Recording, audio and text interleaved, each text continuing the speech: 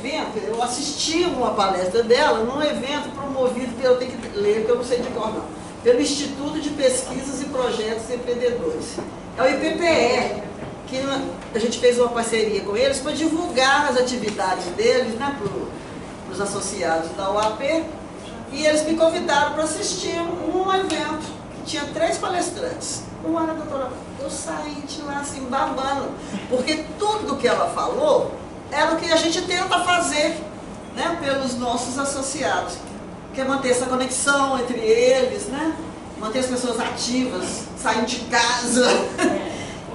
Aí eu já saí, já peguei com eles o contato dela e consegui, né, falar com ela. Ela mostrou uma boa vontade de vir aqui. Gente, a pessoa que vem falar aqui vem gratuitamente, né, vem mesmo só para dar a oportunidade, né, das pessoas terem acesso a informações que eles não teriam se essas pessoas não vierem, né? Então a gente tem que agradecer muito a doutora Mônica, e eu sou uma boa usuária de informática, né? Eu fui analista de sistemas a vida inteira. Aí eu uso o Instagram, não tem que usar o Instagram hoje em dia, não é? Senão você tá out. Eu tenho 310 seguidores no Instagram. Ela tem 117 mil. Dos quais não sou eu. E para você ter ideia, eu sigo 26 pessoas no Instagram. Ah, então eu tô muito privilegiada. Olha que privilégio! Gostei de saber. Por quê? E por que eu sigo? Porque os posts que ela faz são interessantíssimos. Tanto que no convite para o pessoal assistir a palestra, eu fiz questão de colocar lá o link para aquele vídeo que você fala dos japoneses que são descobertos, mortos, só não sei quanto tempo depois. Porque isso nós não queremos que aconteça conosco, não. Exatamente.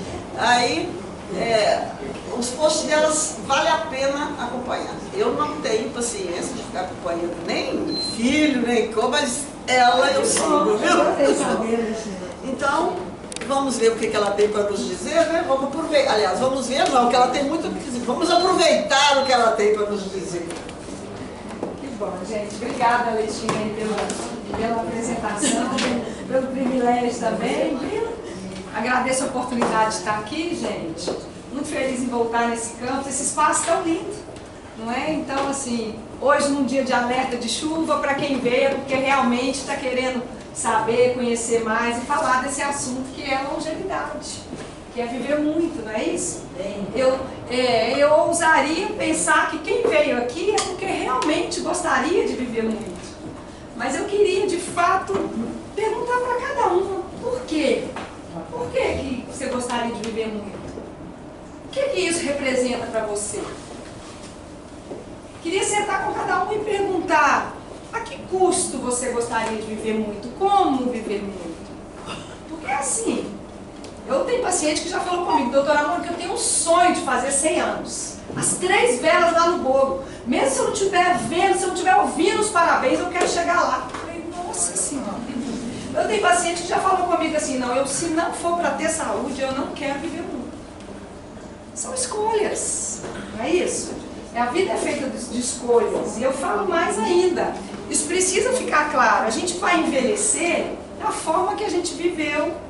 Cada escolha que a gente fizer hoje vai impactar os dias que vêm pela frente. Não dá para ser diferente. Então o que eu venho propor aqui para vocês hoje é que a gente queira viver muito, mas viver bem também. Com saúde. Faz sentido isso? Então é o que nós vamos conversar aqui hoje. Hoje nós vamos falar sobre os segredos para uma vida longa e feliz. Feliz por quê? Porque se a gente tiver saúde em plenitude, a chance de a gente ser feliz é muito maior. Mas eu quero falar uma coisa para vocês que talvez possa decepcioná-los. Para quem achou que ia chegar aqui e ia ter alguma fórmula mágica para envelhecer. Na verdade, isso não existe. Acabei de falar que a gente envelhece como a gente vive, depende das nossas escolhas. E por que eu falei ali? Por que são segredos, gente? Porque isso vocês não vão encontrar em livros pronto da maneira como está. Esses segredos eu construí a partir de muitos anos que eu já acompanho adultos e idosos no processo de envelhecimento. E que eu já cansei de ouvi-los falar para mim algumas vezes: o que eu podia ter feito diferente? Ou o que eu posso fazer diferente? Então eu me sinto nessa responsabilidade de trazer para vocês, em qualquer época, em qualquer idade que vocês estiverem, o que vocês ainda podem fazer diferente para cada vez mais ter uma vida longa e feliz. Quero falar mais uma coisa. A longevidade, gente, hoje todo mundo sabe que a expectativa de vida aumentou. Não é isso? Nós estamos vivendo o quê? O sonho dos nossos antepassados. Pensa bem, nossos avós, bisavós, morria todo mundo muito novo. Ou se chegava na idade que vocês estão hoje, era uma coisa assim, uma raridade, às vezes chegava muito a acabar. Então, esse sonho de uma humanidade que a ciência trabalhou muito e tem trabalhado para nos fazer viver mais, nós precisamos aproveitar dele. Só que essa longevidade, ela tem dois componentes, dois aspectos. É o quanto que a gente vive. Isso aí a ciência está aumentando demais. Mas o segundo aspecto é como que a gente vive. E isso depende ainda de nós mesmos, das nossas escolhas e do que a gente vai fazer com essa finalidade. Ok? Então nós vamos conversar sobre isso. Eu vou começar apresentando para vocês o que eu chamo de 4 pilares da longevidade saudável. Nós vamos imaginar os 4 pés de uma mesa que precisam estar em pé para trazer uma sustentação para essa longevidade. Que seriam esses. Apresento então para vocês o primeiro. Vou começar falando dele, que é o que a maioria das pessoas conhece e muitos acham que é o único que mais vale a pena, que seria difícil. Né? Os gastos não são poucos, isso para ninguém. Então, tem que construir uma reserva financeira? Com certeza.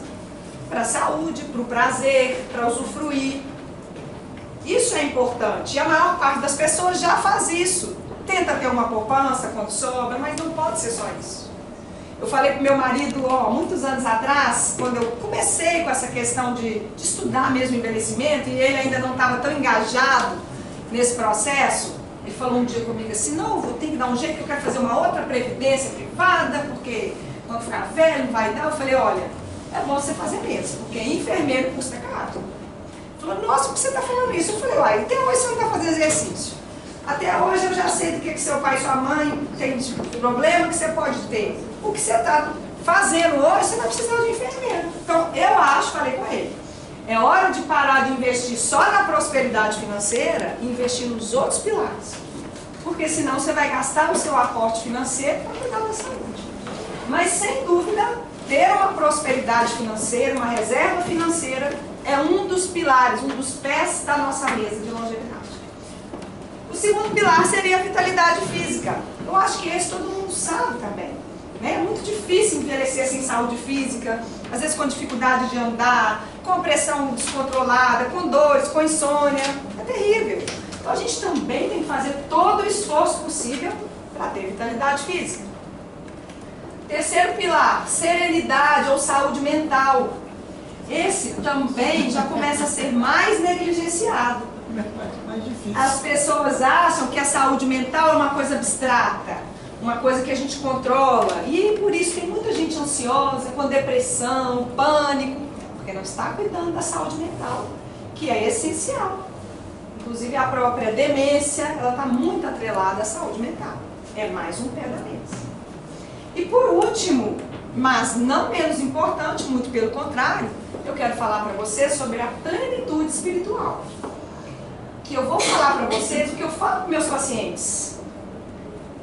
No processo de envelhecimento, a reserva, o desenvolvimento espiritual é a cereja do bolo.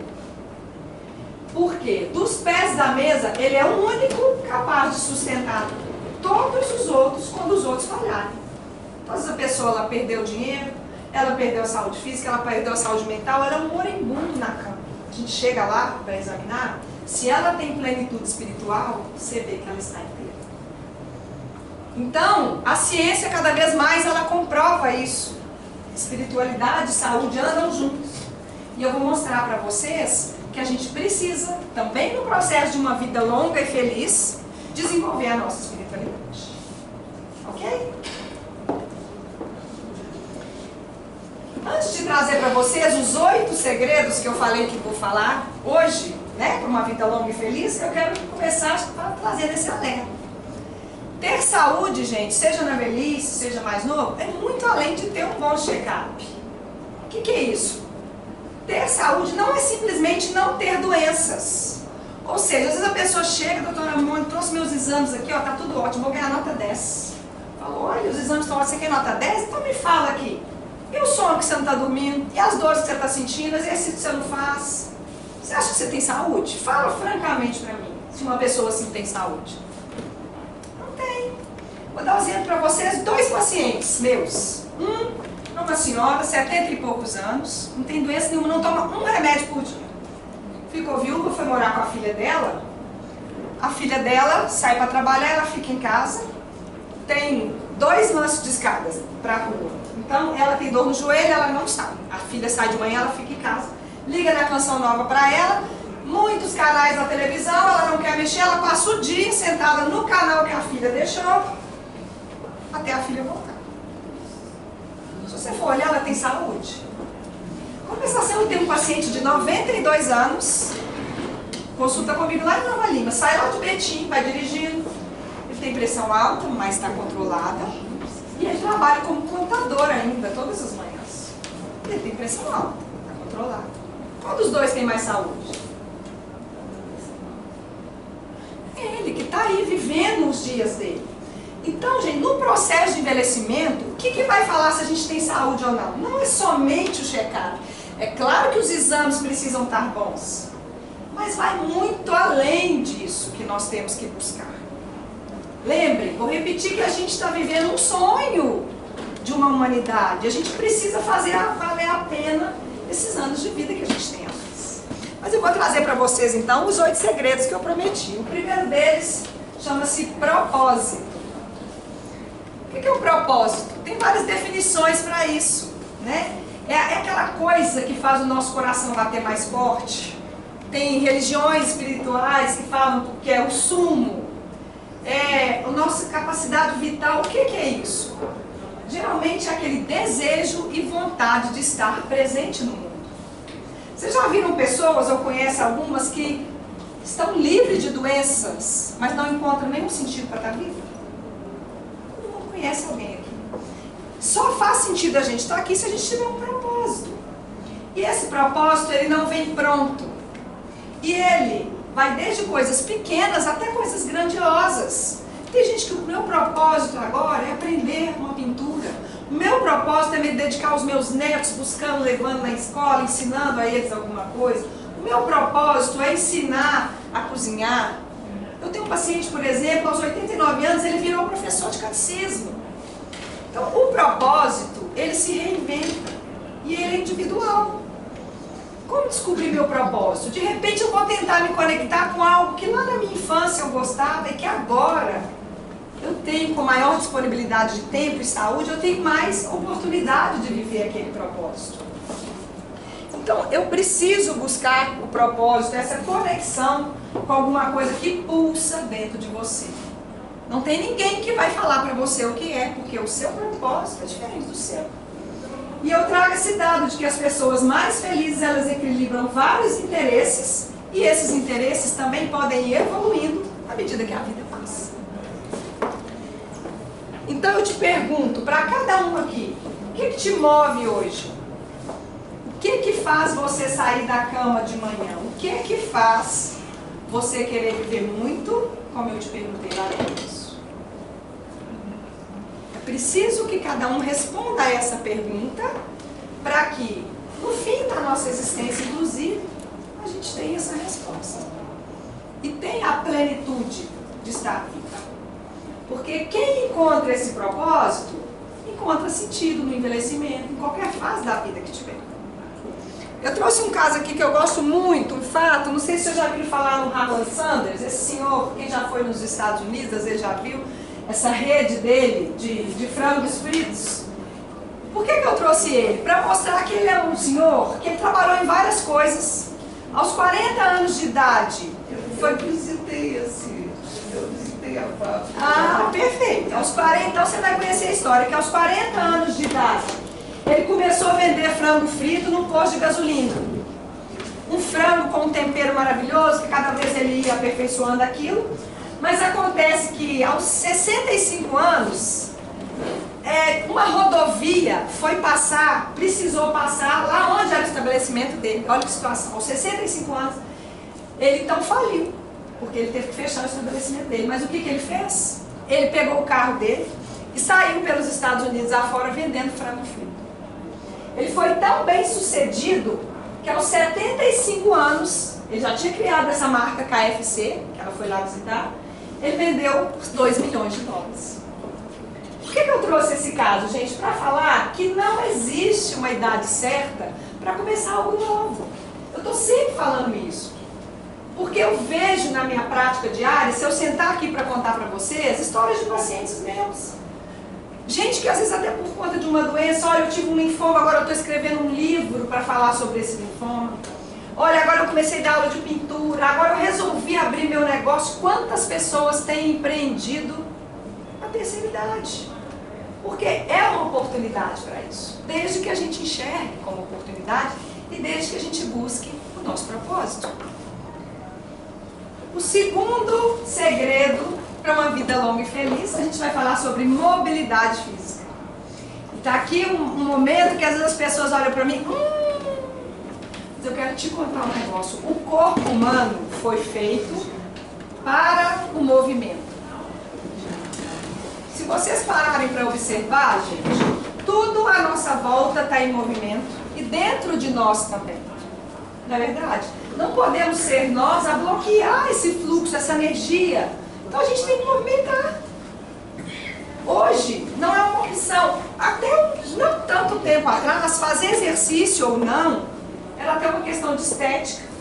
Ainda tem gente que você fala assim, você faz exercício, não estou precisando emagrecer. Não dá nada a ver uma coisa com a outra.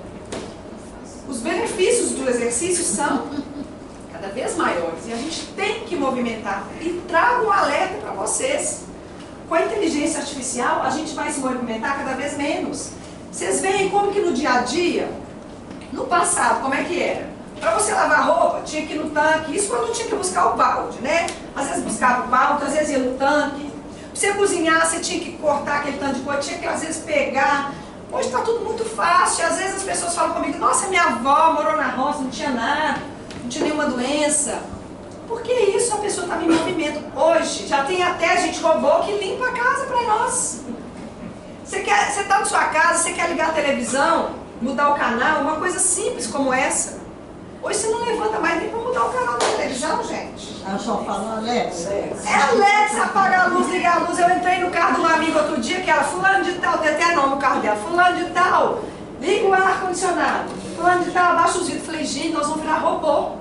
A única solução para isso é movimentar o corpo. E aí eu trago para vocês um tipo específico de movimento que é o exercício físico. Olha essa frase, eu queria que cada um lesse essa frase comigo. Exercício físico. Repete isso comigo, gente. É o único remédio que promove longevidade. Presta atenção nessa frase. Remédio, a gente escolhe tomar? Se eu falar com você assim, você tem pressão alta, você vai falar assim comigo, ah, não vou tomar um remédio, não.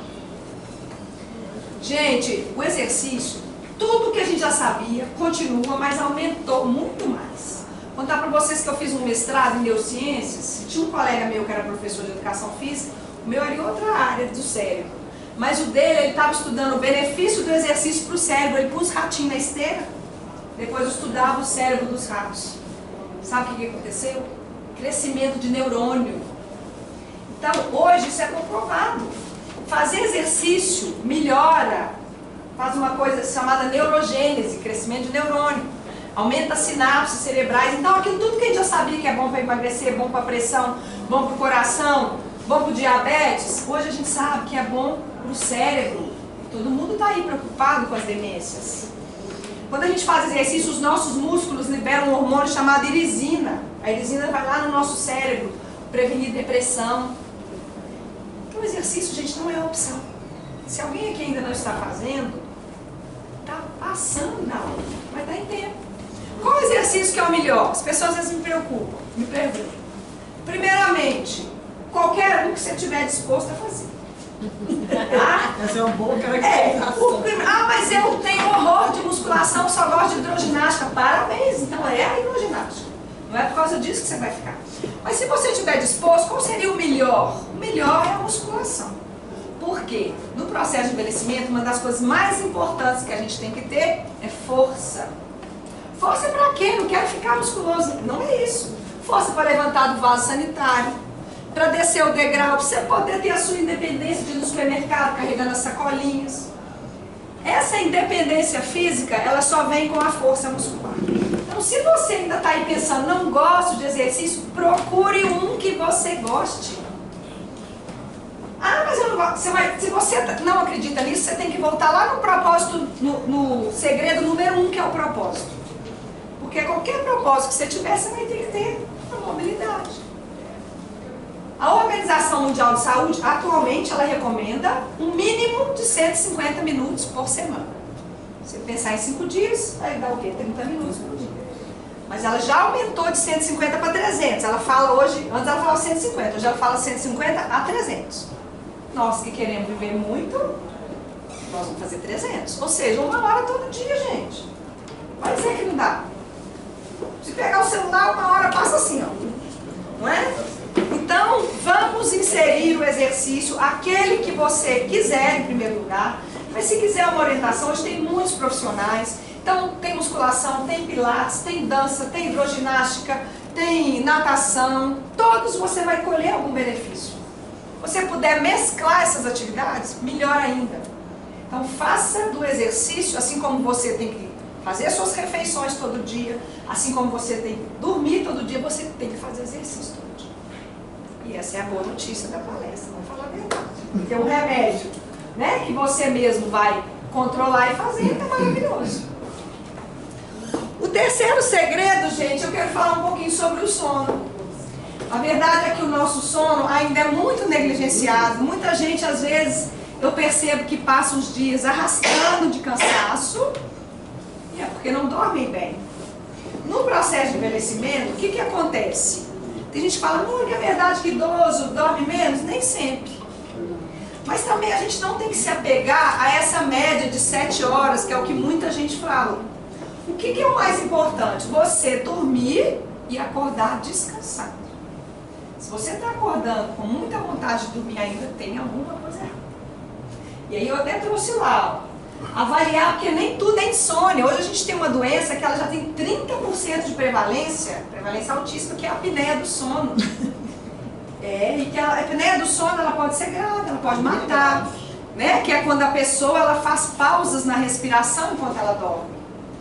Se está acordando muito cansado, pode ser apneia. Mas eu não consigo dormir de jeito nenhum. Vamos ver o que está acontecendo. Nem tudo você vai logo tomar um remédio para dormir. Às vezes precisa, sim. Tem alguns que pode tomar? Tem. Mas não vai ser o Rivotril, não vai ser o Zolpidem, não é esses remédios que está todo mundo tomando. Então tem que ser aquele que é apropriado para você, porque ficar sem dormir não pode. Só que às vezes a pessoa fala comigo, doutora Mônica, nossa, eu vim porque eu não estou dormindo, eu deito e fico pensando na vida, nossa, o problema... Fala, seu problema não é insônia, o seu problema é ansiedade. Não adianta te pôr um remédio para dormir de ansiedade se a gente não tratar a ansiedade. Então o meu recado é que dormir bem, ele é sim um dos segredos para a gente envelhecer bem, para a gente viver muito. Quem não está dormindo bem tem que procurar os recursos. Cuidado com esses remédios que eu coloquei ali, porque eles afetam a memória, eles causam quedas. Então, eles não resolvem o problema, mas valorizem o sono de vocês. O quarto segredo, gente, nós precisamos falar de alimentação. E aí eu quero trazer uma orientação importante para vocês. Qualquer pessoa que quer comer bem, a primeira coisa que ela precisa chama-se organização das refeições. Se eu sei que eu preciso comer, igual eu vou falar com vocês, que a gente tem que comer proteína em todas as refeições.